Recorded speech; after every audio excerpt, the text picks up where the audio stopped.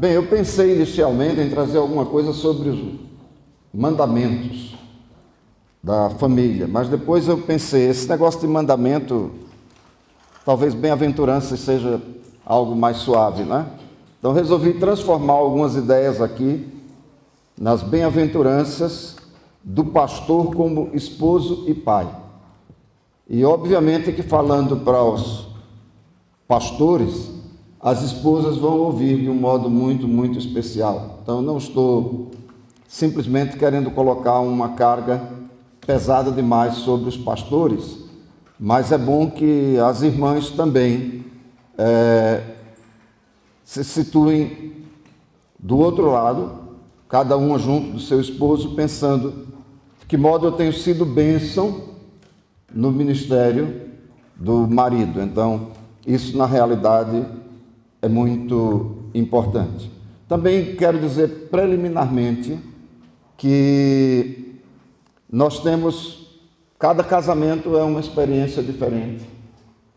E alguns pastores têm a bênção, contam com a bênção especial de ter uma esposa vocacionada. Algumas dizem que não foram vocacionadas, mas elas exercem uma função assim com muito amor, com muito carinho no trabalho do esposo. E algumas não ajudam tanto,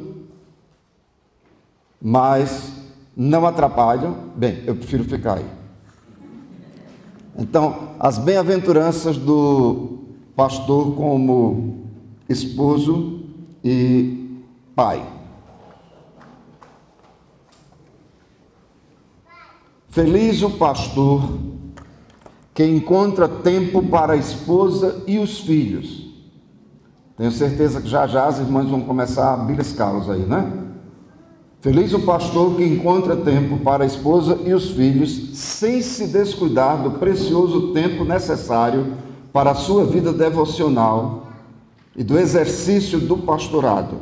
Ele recebe a recompensa de ter uma família presente. Agora eu tentei resumir aqui para cada bem-aventurança, e eu não vou demorar muito nessa exposição, porque depois eu quero que vocês conversem, apresentem suas experiências e façam perguntas. Quando fizerem perguntas, Esther vai responder, né? Então, o desafio aqui é de encontrar tempo para a vida em família. E a reflexão aqui para cada um de nós deve ser como é que está sendo a qualidade de tempo que eu dou à minha família. Então, passando para a próxima bem-aventurança.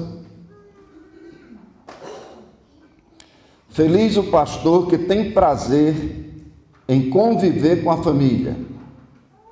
Ele se alegra em estar em casa. Notem bem, não é simplesmente estar em casa, é ter alegria em estar em casa, alegria na vida em família, né?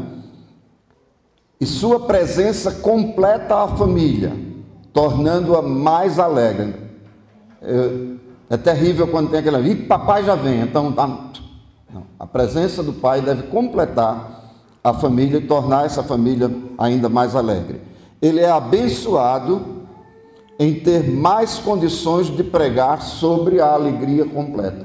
O que eu quero dizer é, eu não me sentiria à vontade para pregar sobre a alegria completa se eu não tenho conseguido ser alegre dentro da minha própria casa. E então o desafio aqui é prazer em conviver com a esposa e os filhos. Então, nada melhor, e essa deve ser a nossa filosofia, a nossa experiência, nada melhor do que a convivência com a família. Conviver com a família de Deus, a grande família, que não é aquela grande família, né? Mas a família maior, digamos assim, que é a igreja, é muito bom, mas conviver no nosso núcleo familiar é ainda melhor. Então, a próxima aí. Feliz o pastor que sabe cumprir suas promessas com a esposa e os filhos. Capaz que alguém está dizendo, opa, de tal modo que diante de emergências, compromissos serão remanejados, mas não cancelados. Ele será abençoado com a confiança das pessoas mais queridas que o cercam. Me permitam compartilhar uma experiência aqui.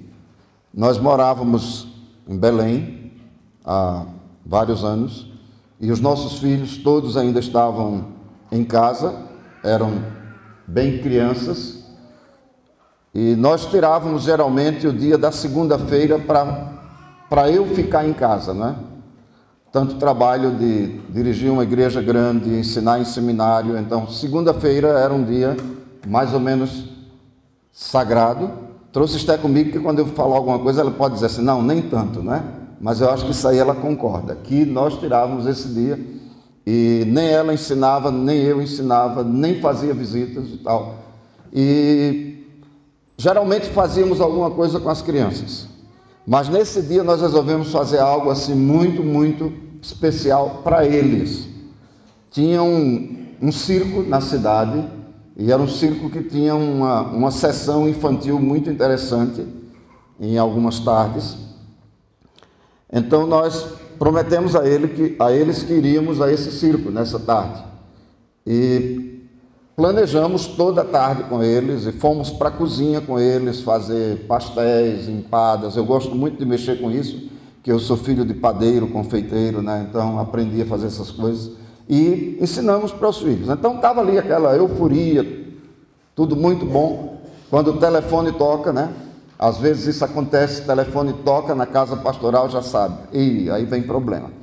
Então o telefone toca, do outro lado era um irmão dizendo que a esposa dele engavetou o carro numa caçamba, numa das principais avenidas lá de Belém, e estava hospitalizada. Naquele momento estavam dando entrada no hospital. E agora, o que é que eu faço? Eu continuo o meu programa com as crianças? Não podia, não é? Eu tenho que ir atender, preciso ir, é parte da minha missão, é parte do meu ministério. E aí, eu vou deixar esses 4 aí frustrados? Não.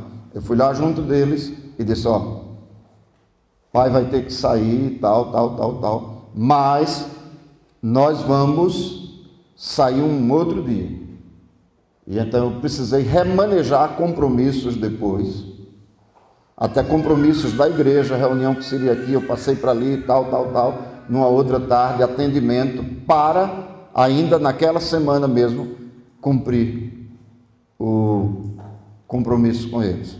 Então, desculpem estar mencionando isso, mas o desafio aqui é saber honrar os compromissos com a família, porque às vezes nós pastores até que cumprimos os nossos compromissos com os de fora, mas muitas vezes os nossos filhos ficam assim com muitas promessas que são feitas, mas ficam quebradas e não são cumpridas.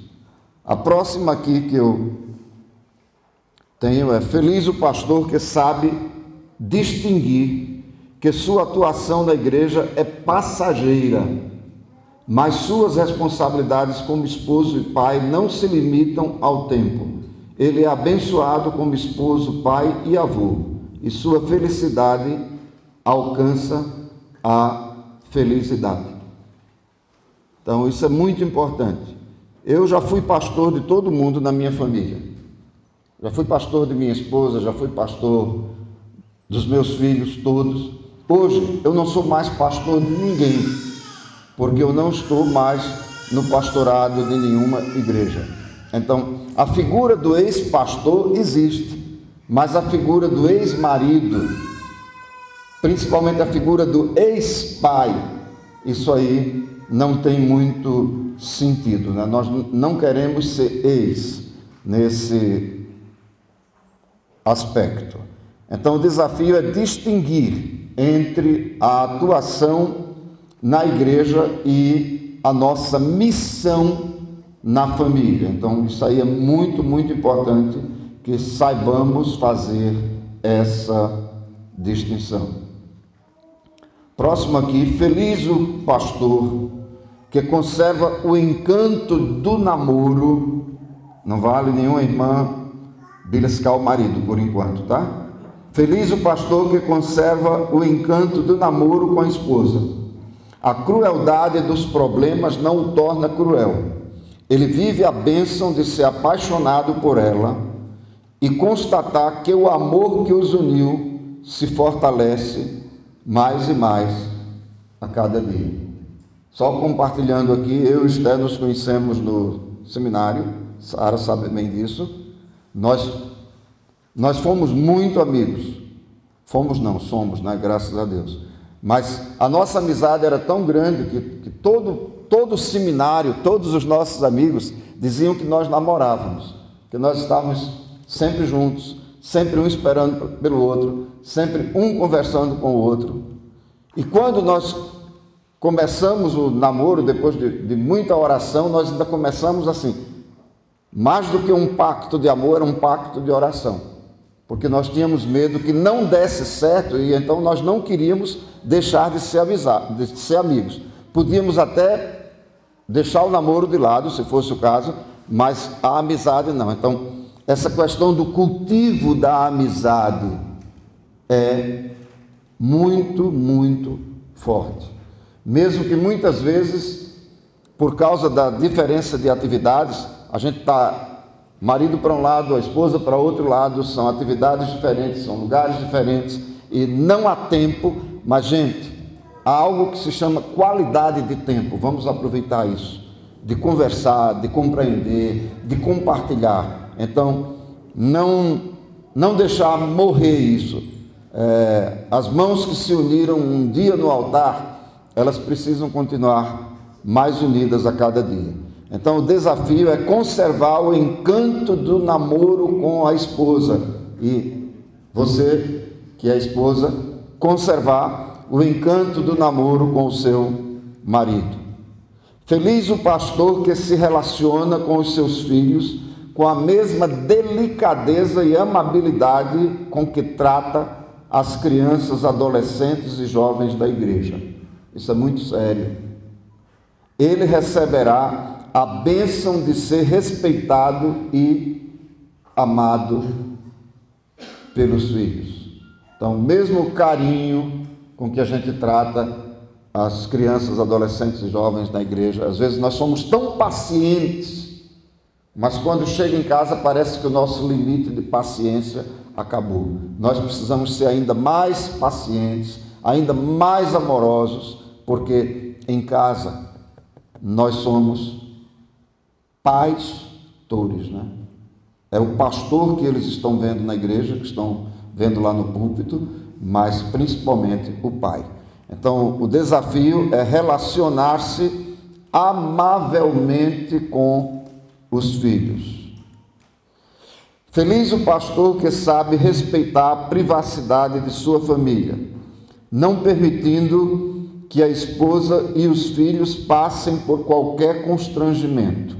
Ele recebe a bênção de ver os de sua casa sendo respeitados e valorizados pela igreja. Gente, isso é muito importante.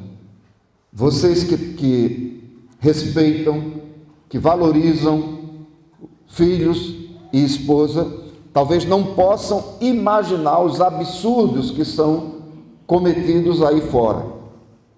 Eu ouvi de um pastor, e quem me contou só não deu o CPF dele e a identidade, né? Mas disse quem era, só que eu não vou dizer isso aí, não interessa. Mas um pastor que a época de Minissaia, né? Minissaia estava entrando na igreja de uma forma terrível, e um dia ele foi pregar contra a Minissaia e lá ele colocou a esposa dele como modelo e disse assim: vejam como ela está bem vestida e tal, e chamou a esposa e disse: desfila aqui, passa por aqui, para todo mundo ver como é que se deve vestir. Isso é causar um certo constrangimento, não é? Mesmo que foi uma forma elogiosa, mas ainda assim fez com que a esposa passasse por uma situação que eu acho que ela não gostaria de ter vivido. Quem me contou disse que ela ficou toda sem graça, não queria vir, ele quase ficou puxando ela, foi lá, não, venha para todo mundo ver como você está.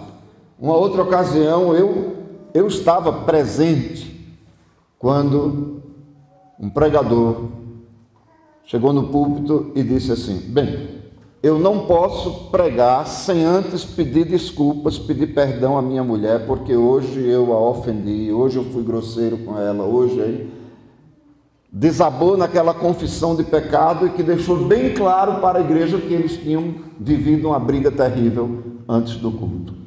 Então, às vezes você pensa assim, mas e aí, se ele estava com essa inquietação, se o senhor estivesse no lugar dele, o que é que o senhor fazia? Eu botava a igreja para cantar um hino.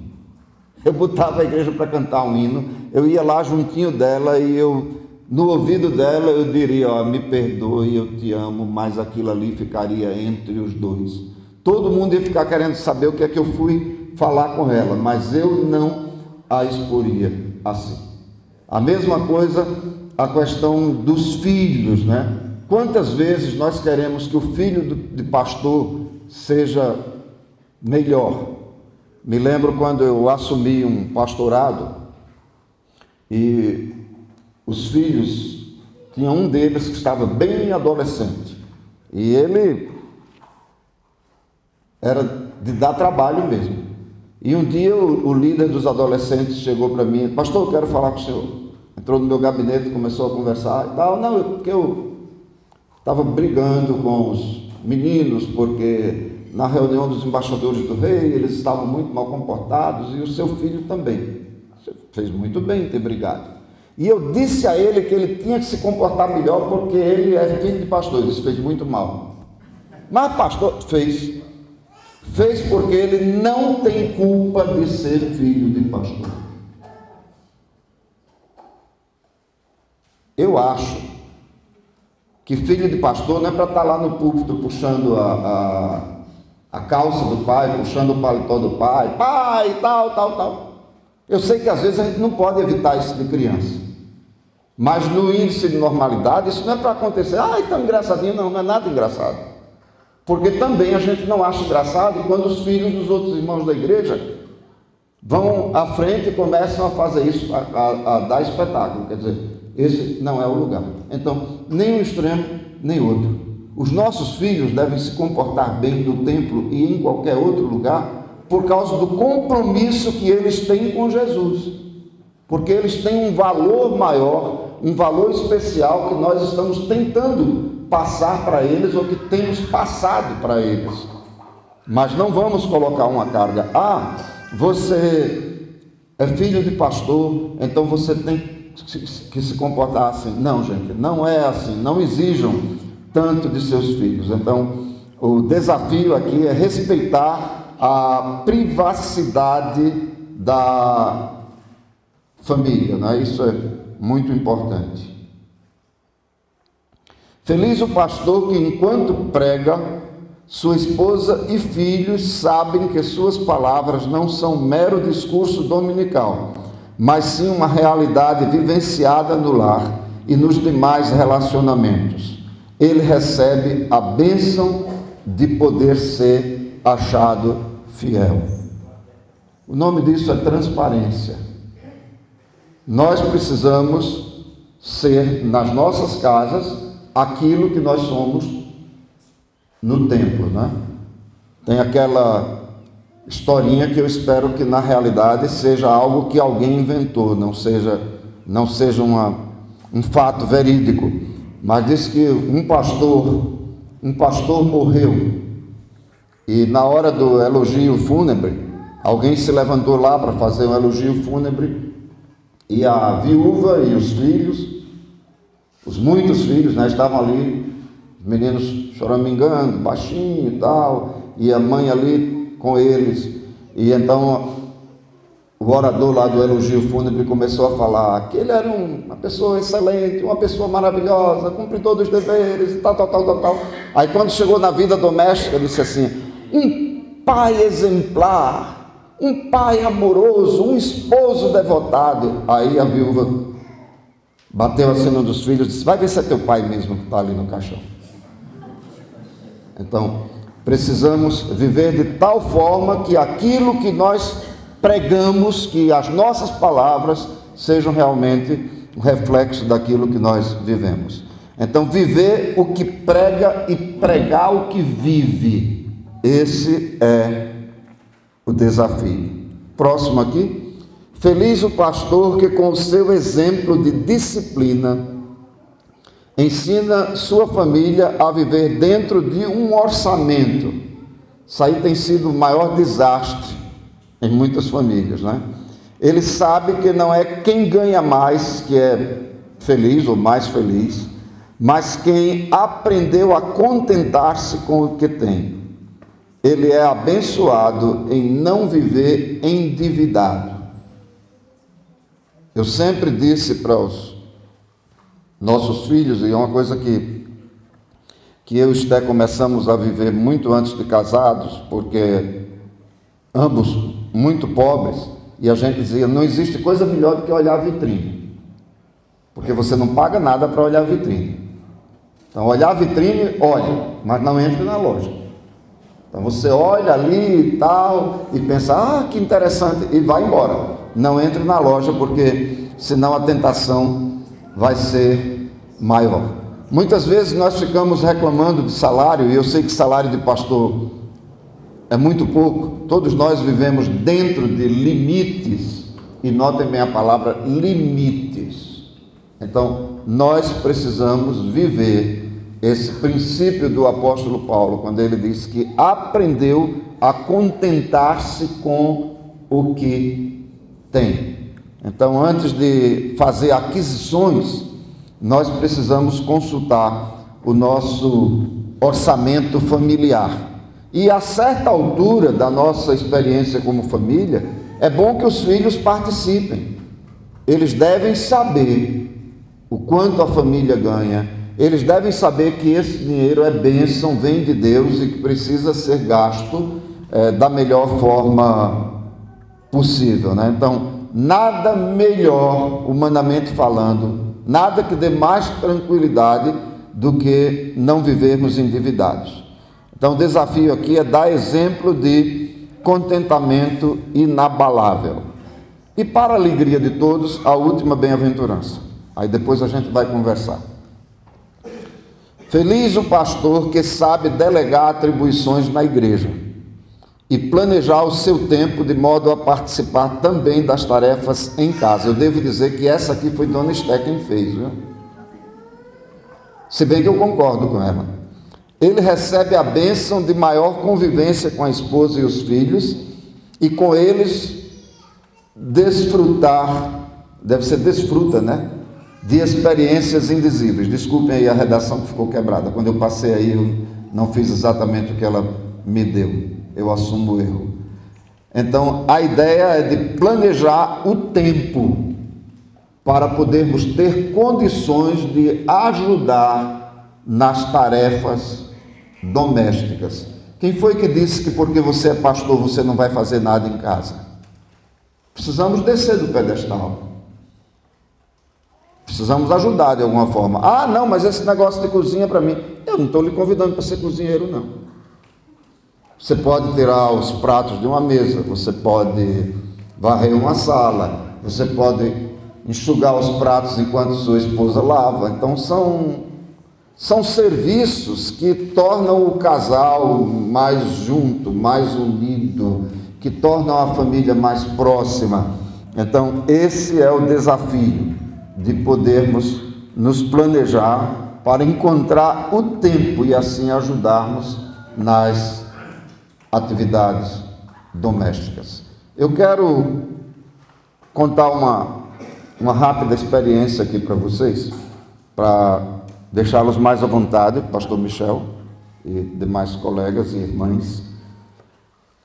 Nós morávamos, numa certa ocasião, numa comunidade onde havia muita gente evangélica ali.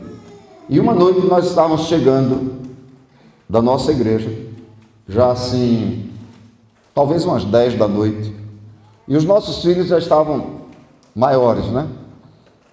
Então, ao chegar, Esté começou a dar as ordens, né? Como toda boa dona de casa tem que ser habilitada nesse requisito, dar ordens, né? Então ela começou a dizer para os filhos: se vocês quiserem, tem sanduíche pronto, é só esquentar, tem resto do almoço, deu várias opções. E nós vamos sair. Beijos, beijos, beijos. Aí nisso está chegando um pastor com a sua esposa, com a sua família. Aí ela me olha e diz assim: Pastor Gildo. Mas ela estava eufórica: vocês ainda vão sair para visitar uma hora dessas? E eu olhei para ela e disse: não, irmã, nós vamos sair para namorar. Nós vamos ali adiante, na beira-mar, nós vamos chegar numa dessas barraquinhas da praia, vamos pedir um peixinho frito, farofa, vocês já sabem que eu sou nordestino, né? A voz já deixa, não precisa nem dizer. E um refrigerantezinho, e vamos conversar até não sei que hora. Eu acho que o encanto daquela mulher virou um desencanto. Ela de repente ficou brusca. Ainda bem que não foi para o meu lado, né? E olhou para o marido e disse assim: tá vendo? Aí voltou-se para mim e disse: pastor, ensine isso aqui para o seu colega, porque ele nunca aprendeu isso. Olha, gente, se tivesse um buraco assim no chão, eu teria entrado para sair lá adiante, de tanta vergonha que eu fiquei. Mas eu queria terminar com essa pergunta: que atenção nós estamos dando para o outro? Como é que nós estamos aproveitando o melhor do outro? Viver momentos de descontração, poder olhar para o outro e dizer eu te amo, poder andar de mãos dadas, saber que o amor está crescendo cada dia mais, namorar. Noivado acaba com o casamento, mas o namoro não acaba não. O namoro é até que a morte nos separe. Assim deve ser. Nós temos uma fala que nós sempre trabalhamos nos encontros de casais, que é: eu me casaria com você outra vez. E a gente sempre trabalha essa questão. Nós estamos certos de que Deus está presente. Então, nada melhor do que isso, saber que podemos continuar juntos, de acordo com o propósito dele. A minha oração é que Deus nos fale. A minha oração é que Deus fortaleça os nossos lares, as nossas famílias. Que Deus abençoe os nossos filhos também, não apenas os relacionamentos conjugais, mas que com lares fortalecidos, edificados e fortalecidos no Senhor, nós possamos ser cada vez mais fortes no trabalho dele. Como criar os filhos nesse mundo pós-moderno? Porque o excesso de liberdade que se dá hoje, o pastor ele se vê numa situação de ter que competir com a pós-modernidade, né? Como será a criação daqui para frente? Nós temos muitos pastores jovens aqui, eu sou um deles, tem pastores que já estão com filhos casados, já estão com netos, e tem alguns pastores que criam netos. Essa é uma realidade também, né? De pastores que criam netos. Às vezes o casamento dos filhos não deu certo, enfim. Isso é uma realidade muito presente no nosso meio. Bem, vocês sabem por quê, né? Várias razões. Ela é a educadora. Ela ficou calada enquanto eu falava, então eu achei que... Tem certeza?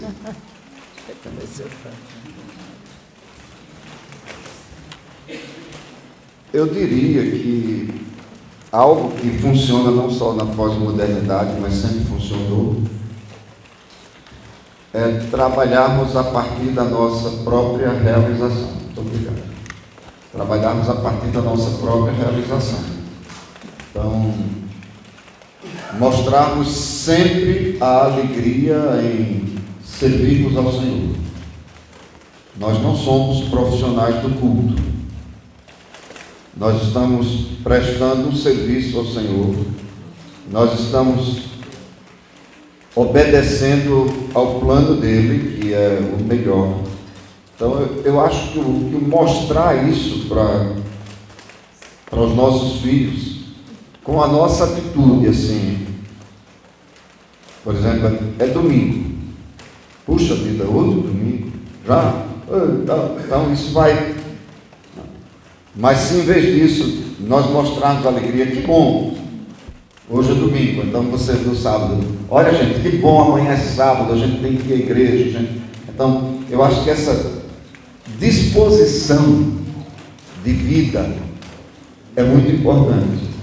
É muito importante também, no caso da família pastoral, que a igreja jamais seja apresentada como uma concorrente da família. Eu tenho visto muito isso. Às vezes algumas esposas de pastor dizem, não, a igreja é uma concorrente e tal, a igreja rouba o tempo do marido e tal. A igreja tira daqui de dentro de casa e os filhos vão crescendo, vão ouvindo isso. Então, quanto nós pudermos evitar de comentar qualquer coisa que seja negativo na presença dos filhos e mostrar sempre o lado positivo, e quando eles crescem mais tarde, eles vêm conversar com a gente sobre os problemas negativos. Por que aquele irmão disse isso na sessão? Por que aquela irmã estava tão brava? E a gente sempre tentar dar uma aliviada, o quanto possível, que aquela pessoa está atravessando problemas, ou que aquela pessoa é difícil mesmo e tal. Então, eu acho que o modo como nós nos comportamos ajuda muito, mas eu quero que esteja completa essa resposta. Eu acho que criar filhos em qualquer época sempre foi difícil, sempre. E hoje parece que tudo é mais difícil. E quando se trata da família pastoral, tem muitas implicações. Pelas coisas que o Gilton já falou, por exemplo, de se exigir que filho de pastor seja um pastorzinho, que a esposa do pastor seja o modelo. Teve um aluno que encontrei com ele um dia na convenção, e ele disse assim, a minha esposa tem que ser exemplo, ela tem que ser uma pastora, ela tem que ser um exemplo, porque ela é esposa do pastor. Fiquei olhando para ele, eu não tenho que ser pastora. Mas ela tem que ser, porque ela é minha esposa. E meu filho tem que se comportar, porque ele é meu filho. Eu disse, não digo que foi meu aluno não, viu? Ele ficou rindo. Mas era verdade, ninguém tem que ser obrigado a isso. Então, as exigências da sociedade são muito maiores.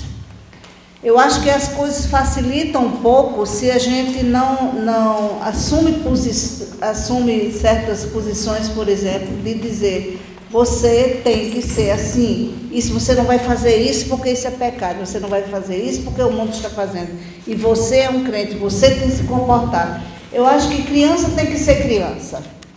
Não pode exigir que uma criança seja adulto. Por exemplo, criança, você tem que se comportar, porque você, meu filho, tem que ficar aqui quietinho. Tem que ficar quietinho, porque ele sabe que a igreja é o lugar onde Deus está e tal, mas ele vai aprendendo aos poucos. Se a criança quer correr na igreja, dá um jeito de ir atrás, mas não vai correr e bater na criança e dizer que está aqui, se ela está correndo, se ela está chorando, é porque tem alguma necessidade, deixa a criança ser criança. E quando ela cresce um pouco, ela fica olhando, mas meus coleguinhas fazem isso, e por que eu não posso fazer? Então é a sua vez de conversar e dizer, isso é bom fazer, mas não colocar uma culpa sobre a criança, que não vai fazer por isso e por isso, deixa que ele experimente. Tem uns amigos nossos que o filho adolescente estava vendo um determinado programa lá do computador. E a mãe virou e disse: eu disse a você que não visse isso, porque isso não presta. Ele disse: você não me disse isso não, você disse que eu olhasse e visse se era bom ou não. E eu estou examinando para ver se é bom ou não. Eu disse para ela: você fez bem em dar essa opção, então deixa ele ver. Mas isso não é bom, então deixa ele ver, ele já tem idade, já é adolescente. Depois discute com ele. Eu acho que esse é o melhor caminho. Conversar, mostrar, deixa que ele tire as conclusões. Isso não é bom, realmente não é bom, não faz bem e tudo. Eu acho que é por aí, o diálogo e o respeito à privacidade da mãe. Eu dou graças a Deus pela vida do André, que foi lá para a igreja, que tem filhos adolescentes, né? E ele me fala muitas vezes, ele sai e tal, adolescente assim, sabe? Os meus filhos são crianças, né? Eu dou graças a Deus pela vida dele e do Adriano lá, porque ele tem uma criação, ele cria os filhos muito bem, eu sempre me espelho dele, ele sabe disso, mas eu falo com Zé, o André, ele faz isso aqui e tal, eu conversei com ele, então ele sabe disso, mas fica essa deixa aí. Tem alguma pergunta? Se não tiver, eu tenho uma agulha aqui. Vamos lá, Demas. Hoje eu estou sem o nosso secretário. Você foi com você. A pergunta que eu quero fazer para o pastor Gildo é o seguinte: quantos anos de ministério? 43, caminhando para 44. 43, ok. Quando vocês começaram o ministério, e todas essas bem-aventuranças muito bem colocadas, muito bem interessantes, vocês chegaram em algum momento do ministério perceber que isso não estava acontecendo, que alguma coisa vocês estavam fazendo alguma coisa que estava acontecendo, que isso não acontecesse? Como foi que vocês fizeram para, se isso aconteceu, como foi que vocês fizeram para parar, refletir e recomeçar tudo novamente? E a outra questão, mais para a questão pastoral, há poucos dias lá na SBB eu recebi um telefonema assim, gente, uma pessoa que queria se suicidar no sul. E eu liguei para 37 pastores, sabe que é 37 pastores? Para que fossem lá à noite e não consegui um pastor com a agenda vazia que pudesse socorrer. Ele era chinês, tinha comprometido que ia se matar. E aí eu acabei, né, até depois eu entendi que Deus queria que eu até levei um livro em chinês para ele, né? Enfim. Mas eu percebo que às vezes essa agenda muito cheia do pastor, parece que de alguma forma ele acaba se escolhendo entrar nessa agenda muito lotada, porque dá a ideia que ele está fazendo um bom ministério, um certo ministério, quando na verdade ele está falhando todas essas violências. Então, essa é a minha pergunta. Sempre aconteceu de alguma coisa dessa não dar certo, os filhos não estão tendo atenção, ou está trabalhando demais. A gente sempre procurava conversar sobre isso e reclamava e mostrar para ele. Conta do Titanic, eu sei que ele gosta de falar isso, então eu vou passar logo para ele. Essa do Titanic é uma das melhores ilustrações que eu tenho. Depois guarda outra pergunta.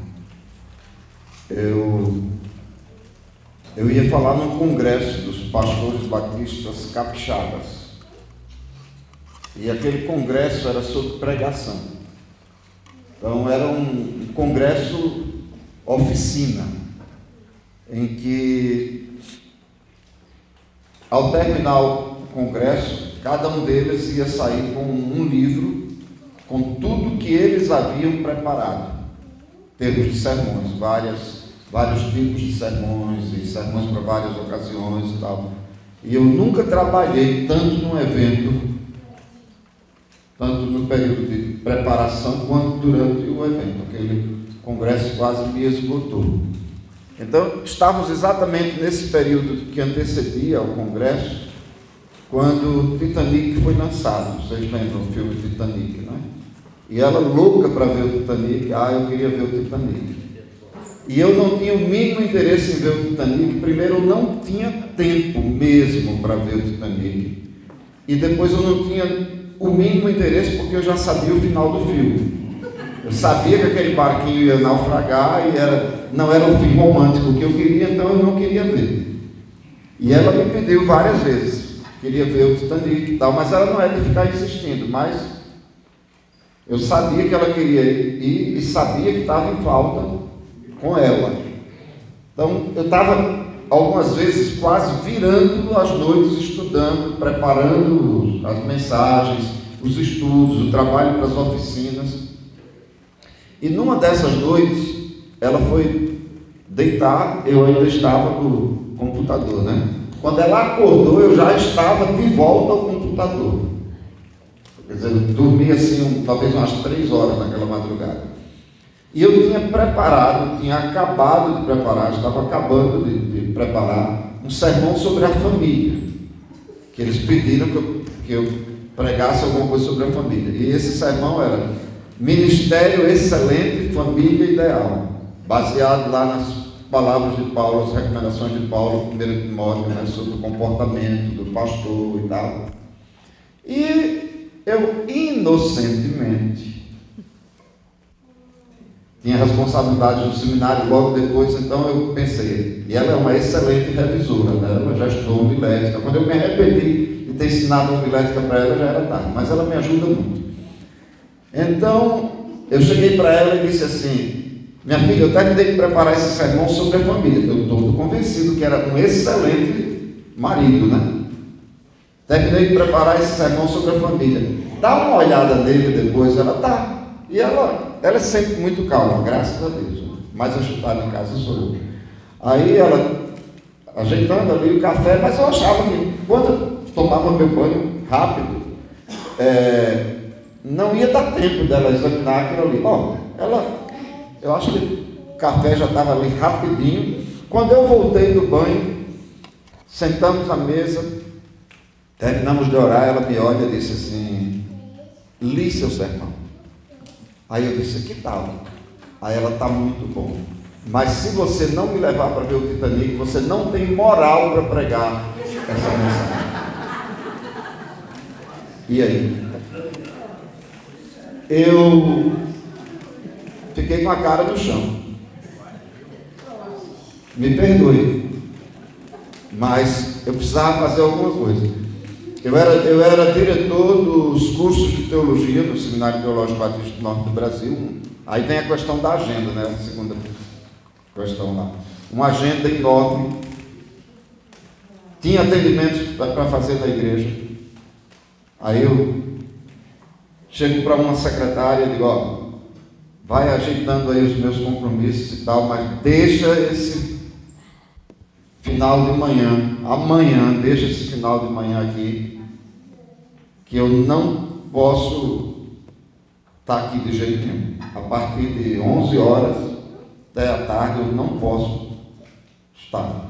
Então, ligo para minha secretária: ó, cancela passa para um outro dia também as entrevistas que tenho aí amanhã, as pessoas que eu tenho para atendimento. Reajeitei tudo e disse a ela: olha, amanhã nós vamos ver o Titanic. Aí o meu plano era um passeio assim bem romântico, né?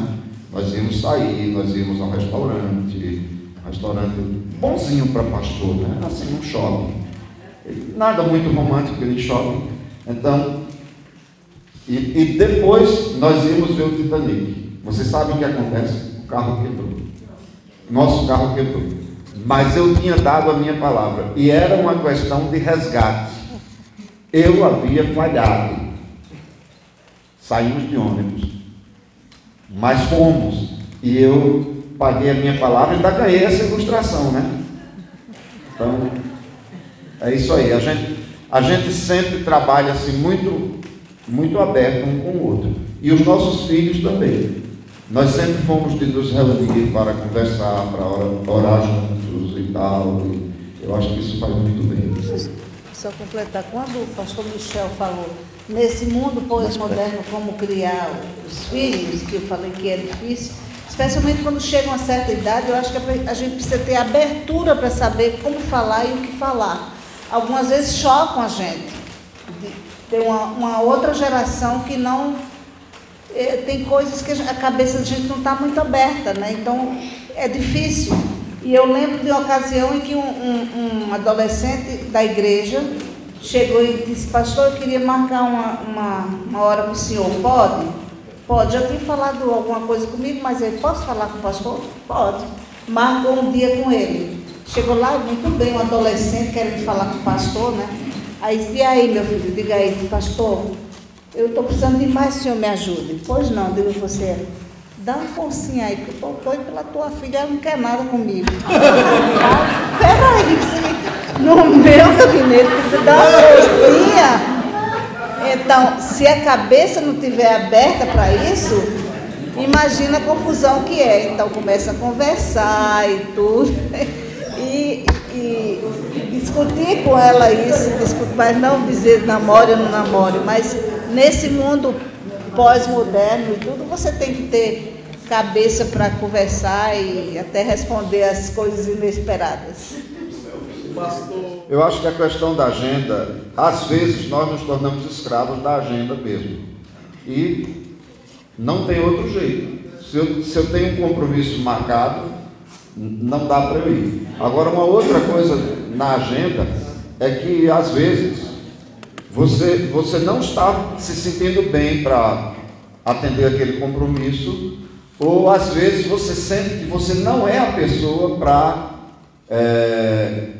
a realização daquele trabalho. Então, eu tenho falado não gosto de falar não, mas eu tenho aprendido a falar não várias vezes, quando eu sinto que há outros que podem fazer melhor do que eu. Então, vai por aí, né? Voltando para a questão relacionamento, pais e filhos. Há uma palavra que ela é chave nas nossas relações familiares.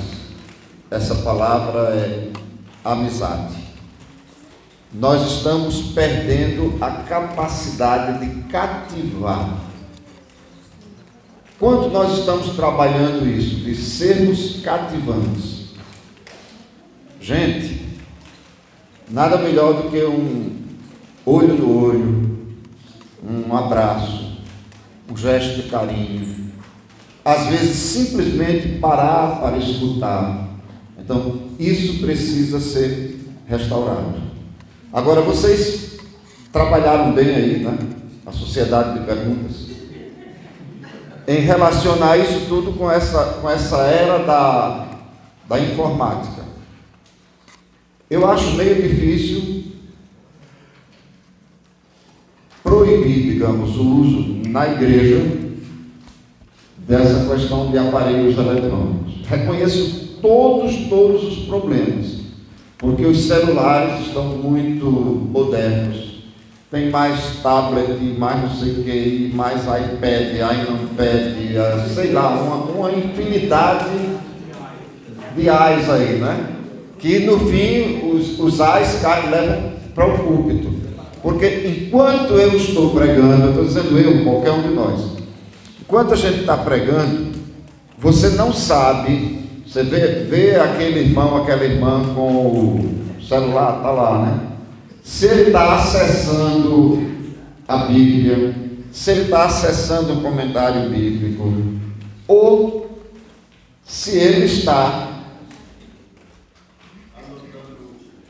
entrando numa comunidade de relacionamento e dizendo assim, olha, estou aqui na igreja ouvindo um bom sermão, o que eu também sou contra, porque aquele não é o momento para desviar a atenção do pregador.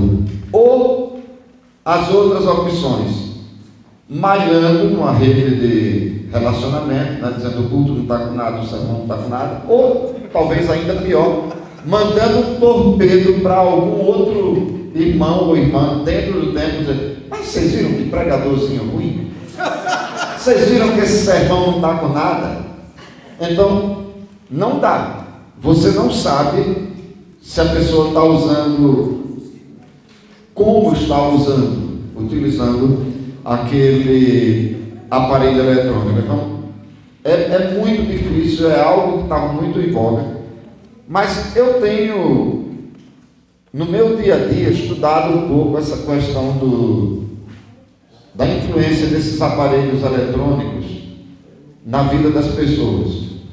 Às vezes você vê numa casa, a família inteira está na sala, então tem alguém que está vendo a televisão, Jornal Nacional, ou sei lá o que, uma outra reportagem qualquer,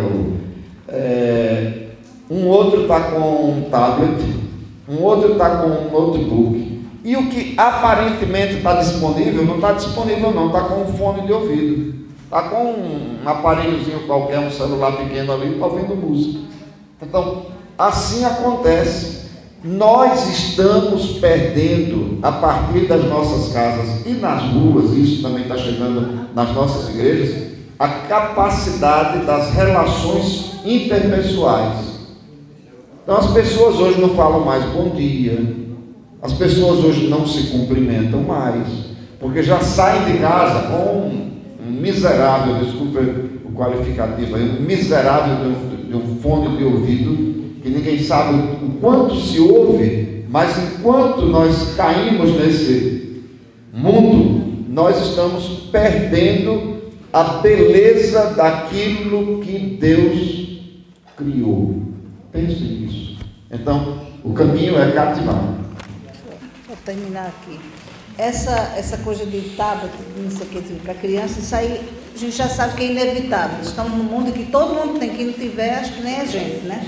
A gente já vai criando a criança com 5 meses, 6, em vez da mãe conversar, acalentar, acalmar, o que é que faz? Coloca uma historinha no tablet e a criança fica ali. Os pais, e tablet e telefone, o que for, não substitui afeto. Substituir afeto é colocar no colo, é conversar, em vez de Facebook, é o face to face, é falar face a face, conversar. Os aparelhos eletrônicos são ótimos, uma beleza inevitáveis, mas não substituem o afeto, não substituem a conversa. Então há momento para tudo, e ainda assim, quando der telefone, quando der deixar que a criança ou adolescente entre numa comunidade, esteja acessando, preste atenção e orienta. Muitas crianças, muitos adolescentes entrando em lugares horríveis porque não são orientados, porque os pais, em vez de orientar, deixam à vontade para se livrar. E não é se livrar, é deixar que eles se atualizem. Por exemplo, os nossos netos com 10 anos chegam em casa e dizem: mãe, me ajuda aqui numa pesquisa. A escola exige isso. Você vai dizer: não vai acessar porque a escola não pode estar exigindo. A escola pode e deve, porque através da internet ele vai buscar. Agora fica com ele, direciona. Se a criança é pequena e vai mexer em jogos que não são próprios para a idade, coloca no local em que ele já acesse só os joguinhos e diga a ele que ele pode acessar naquilo ali e não mais. Estabelece os limites. Só dentro disso aí, uma das nossas filhas estava falando sobre o filho que ainda não tem 11 anos e ele estava contando de alguma colega dele de 12 anos e tal. Aí a certa altura ela fez uma intervenção, ela não tem idade para ser mãe.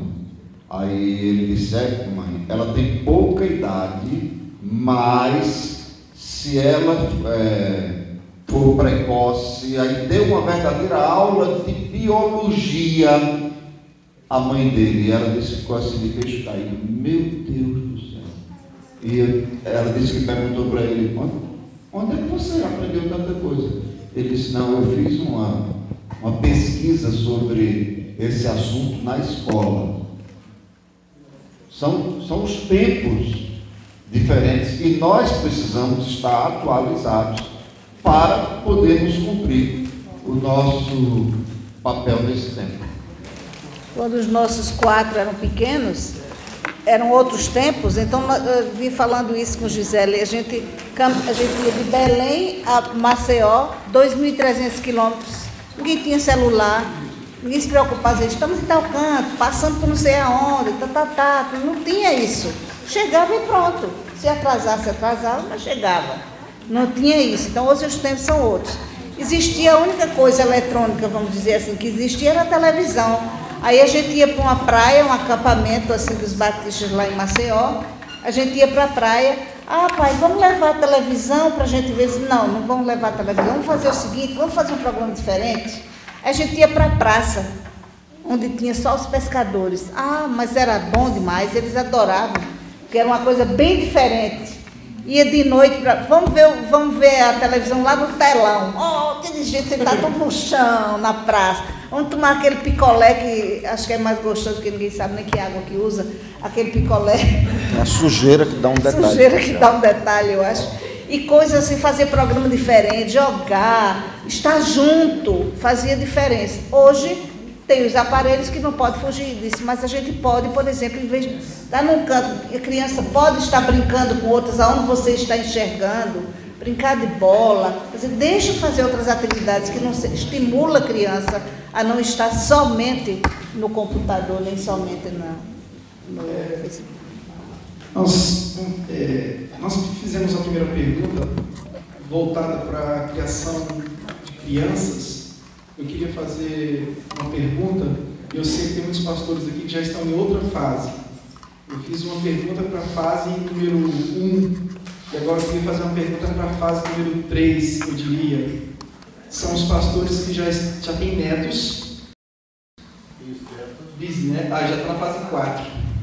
O pastor bisnetos. Qualquer pergunta na fase 4 a gente deixa para o pastor Darcy. Pastor Darcy. Mas a pergunta é: como o pastor lidar com os filhos que saem de casa e depois voltam para casa? E voltam com os netos. E são muitos pastores que vivem isso, e eu vou enfrentar essa fase também e posso viver isso também. Nós somos pais atípicos, né? Eu sempre digo que nós nos tornamos pais pródigos, porque o índice de normalidade é que os filhos deixam a casa. E a certa altura, na nossa experiência, há 14 anos, 15 anos, Deus nos incomodou para que nos mudássemos para Brasília. Fizemos o possível e o impossível, e eu pedi todos os sinais que eu podia imaginar que Deus não ia atender, e eu pedi os mais difíceis, achando que eles eram impossíveis, mas para Deus não existem impossíveis, né? E Deus nos trouxe para cá. Então nós tivemos que vir sem os filhos. As duas filhas casaram um pouco antes de virmos, elas já estavam com casamentos planejados. E os nossos filhos, os dois filhos, ficaram no seminário. Mas foi uma experiência muito dura. Logo depois, um dos filhos casou, e então por aí vai essa história. Eu acho que quando um filho sai de casa casado, o nosso desejo é que ele não volte nunca mais. Porque a palavra de Deus diz: deixará o homem seu pai e sua mãe, e se unirá à sua mulher. Então, se a gente pode dizer assim, uma abençoada perda é quando um filho sai de casa para casar. A figura do pai da noiva é a figura mais ridícula que existe na face da terra, porque você está todo doído, porque está do pensamento, né? O pensamento hoje não é meu pensamento, mas quando você vê a filha casando, você pensa: puxa vida, estou perdendo a minha menina. E para completar, você ainda paga a conta. E no meu caso, para completar, eu ainda tive que fazer o casamento. Então vocês podem imaginar a cara de bestalhão que eu estava nesse dia, né? Mas a experiência ensina que isso é bênção, é dádiva de Deus. Genros e noras são filhos, são as pessoas que estão sendo usadas por Deus para abençoar os nossos filhos. Então, o que nos cabe fazer, que nós temos procurado fazer, é amá-los, tanto quanto amamos os filhos. Então, se nós, graças a Deus, não vivemos essa experiência, eu espero que não a tenhamos, mas ninguém está livre. Mas se um filho, uma filha entrasse numa situação muito difícil no casamento, chegasse a pensar em se separar, eu acho que a minha primeira atitude, e eu acho que o Esther também, seria de tentar unir, tentar aconselhar, tentar restaurar aquele casamento. Agora, se é o irreparável, e depois não me perguntem o que é o irreparável não, que eu estou usando uma palavra no sentido retórico aqui, né? Aquele caso assim, não tem mais jeito, você trabalha, mas não dá para restaurar esse casamento. É claro que eu acho que casa de pai e mãe continua sendo a casa do filho. Então, eu acho que nós temos um capítulo nesse livro, O Casamento é uma Bênção, um livro que nós escrevemos, que é exatamente isso: não volte para a casa de seus pais. É mais ou menos essa história.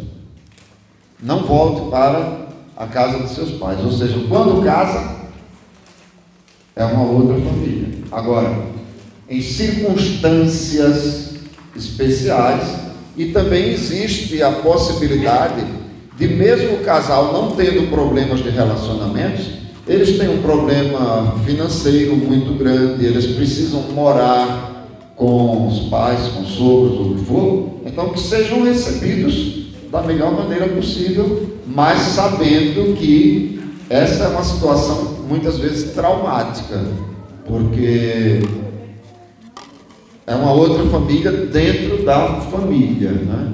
Então, mais alguma pergunta? Mais graça, pastor. Nós sabemos que é um desafio nos dias de hoje motivar os jovens a trilhar o caminho do ministério da palavra. E no passado eu tive isso muitas vezes aos próprios filhos de pastores, tinha mais interesse que hoje. Hoje a gente vê em geral os jovens, eles optam melhor uma carreira secular do que mesmo o ministério. E a gente vê inclusive isso nas nossas famílias.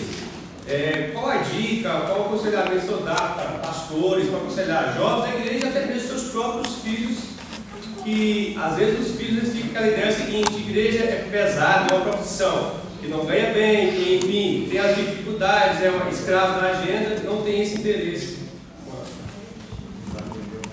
muito bem, há um velho hino que diz assim: servir a Jesus é que doce prazer, nele há alegria e gozo eternal. É céu confiar e cumprir e o querer, compensa servir mais e mais. Então, eu acho que o fio da meada vai por aí. Nós precisamos mais e mais, gente, de cumprirmos o ministério que Deus nos tem confiado, mas com alegria, com entusiasmo. Chega de púlpitos gelados. E as igrejas se tornam frias exatamente porque não saem faíscas do púlpito, né? Então, nós precisamos vibrar com o ministério. Nós precisamos vibrar com o Senhor. E então isso naturalmente vai despertar outros jovens. Então, esse seria um lado. Outro ponto que eu gostaria de ressaltar é o seguinte: eu nunca pedi a Deus que me desse um filho pastor. Eu queria muito. E como Deus conhece o nosso pensamento, Ele sabe. Mas eu nunca pedi assim: Senhor, me dê um filho pastor, porque eu acho que essa é uma experiência muito pessoal, do filho com Deus. O que nos restava fazer era orar para que os nossos filhos fossem profissionais realizados dentro da sua área. Um dos nossos filhos é pastor. E ele estava no 5º semestre de engenharia, muito bem no seu curso, fazendo um estágio muito bom, já ganhando um dinheirinho, quando ele começou a entrar em crise. E a maior vítima da crise dele fui eu, porque ele via em mim aquilo que ele não queria ser. É como dizia o Chaves, sem querer querendo, né? Porque, de repente, Deus começa a mexer com a vida dele. Um dia ele chega para mim e diz, já depois de alguns dias eu sentindo que ele estava meio trombudo, meio me respondendo assim, de qualquer jeito, ele chega para mim e diz, pai, eu vou trancar o meu curso de engenharia. Eu disse, mas por que, meu filho? Ele disse, eu nunca quis ser engenheiro. Eu disse, quem quis? Tu? Eu? Eu? É, porque tu querias ser engenheiro, Deus te chamou para ser pastor. Então, quer dizer, toda uma coisa que foi construída na cabeça dele, de juntar pedaços que não se encaixavam muito, mas naquela hora para ele se encaixava. Aí eu disse a ele, eu te disse para fazer vestibular de engenharia? Não. Mas tu foste comigo na universidade para fazer minha matrícula. Fui, para pagar. E fui, porque você precisava que eu fosse. Você me chamou. Ah, e tal. Mas ele estava bravo comigo. Tá bom. O que é que eu podia fazer? Respeitar aquela fase dele. Foi a mesma coisa que o Steph fez. Tá. Até tomar uma decisão. Passaram-se alguns dias, até que um dia ele chegou para mim e disse, pai, hoje eu fui no seminário para conversar contigo. Lembre-se do detalhe que eu disse, que eu era coordenador dos cursos de teologia, né? Mas não consegui chegar, não consegui ser atendido. Eu disse, hoje eu dei expediente na reitoria, que às vezes acontecia isso, o reitor me chamava e tinha uma série de coisas para despachar comigo, e também ele não tinha marcado hora, né? Meu filho, mas não tinha marcado hora, então sobrou. Aí eu disse, você queria conversar comigo? Você estava querendo alguma coisa? Não, eu estou querendo conversar contigo. Então, depois do almoço, isso foi perto da hora, não, foi na hora do almoço, depois do almoço, nós fomos para o quarto. Não sei se o Esther estava junto, ou se depois ele chamou, né? Aí ele botou a mão no meu ombro e disse, pai, eu vou estudar no seminário. Nós choramos os dois. Chamamos a mãe e foi chorar também. Então, eu acho que vida de pai e mãe é isso. Você tenta ser um tutor, mas lembre-se que a direção é do Senhor. Então, vai por aí. A igreja, todas as igrejas onde eu pastoreei, graças a Deus, eu digo isso não para me vangloriar, Deus sabe, para a honra e a glória do Senhor Jesus. Mas todas as igrejas onde eu pastoreei, hoje eu olho assim para trás e tenho um bom número de pastores. Quando eu completei 40 anos de ministério, eu comecei a relacionar. Depois eu disse, sabe uma coisa? Isso é para o meu orgulho, para a minha vaidade. Aí rasguei aquela lista, não quero saber. Mas, nesse último pastorado, onde nós ficamos 16 anos, inclusive o atual pastor da igreja foi um dos nossos meninos, digamos assim, porque ele era um pré-adolescente quando nós chegamos lá. Foi adolescente, foi jovem, fiz o casamento dele. Então, hoje ele está no ministério. Eu acho que é muito isso. Mais do que pregar, nós precisamos pregar para que o Senhor desperte vocação. Mas eu acho que vocações são despertadas à medida que as pessoas veem pastores realizados. Gente, não existe privilégio maior do que ministrar em nome do Senhor. Eu não trocaria todos os bens desse mundo por esse privilégio. Estou ficando meio velho, estou longe ainda, né? Mas chegando lá. E às vezes eu olho para trás e digo, meu Deus do céu, eu podia ter uma condiçãozinha melhor. Eu falo, não, Senhor, me perdoa. Tenho tudo. Porque nada tendo, não me falta nada, porque a graça do Senhor nos basta. Então, eu acho que vai por aí. E, falando sobre julgo desigual, eu acho que o que eu vou dizer não vai escandalizar, porque é mais ou menos a sua atitude para com os filhos que eu tenho procurado ter, o que eu procurei ter enquanto eu pastoreei igrejas com as minhas ovelhas. Todo casamento é um risco. Estamos juntos? Todo casamento é um risco. Todo casamento é misto.